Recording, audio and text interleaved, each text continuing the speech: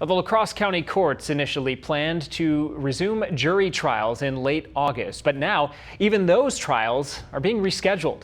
News 19's Marcus Arsvold spoke with the district attorney's office to find out when and how the courts plan to hold these trials by jury. Marcus, when are the victims and defendants going to get their day in court?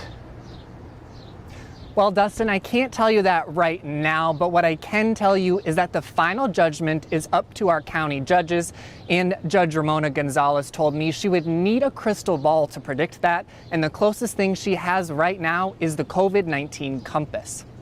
A true trial by jury requires more than 50 people in a room. And right now, that goes against the county compass guidelines, which limits that number to fewer than 15. So as long as we are in the orange or red, we're not having any jury trial. It's just kind of a non-starter. So until we get to that point, the rest of it doesn't really matter. Grinke says the biggest challenge right now is trying to figure out what to do with the jury to keep them spread apart physically. Now, usually they'd sit in the jury box right there, so they're trying to figure out where the best placement for them would be to ensure a regular trial. Even with technology, it's too difficult to navigate Zoom or Microsoft Teams. Imagine how much more frustrating that would be when you're trying to make a constitutional decision as a juror with that kind of stuff happening in the background. Judge Gonzalez and Grinke agree safety is top priority when it comes to convincing people to find the facts. So that's the hardest part to this, is trying to find jurors that would be willing to come in and keep them safe. Until that's ensured, it's up to county judges to balance health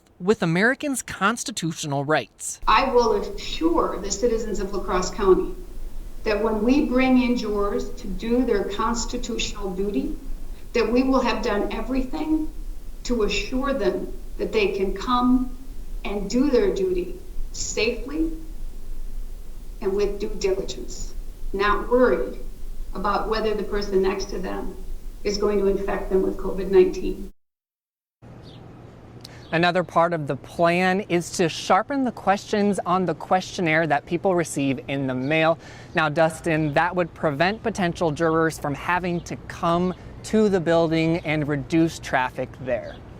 All right, Marcus, thank you. Judge Gonzalez also says that as of now, the courts will require everyone to wear a mask inside the building during proceedings.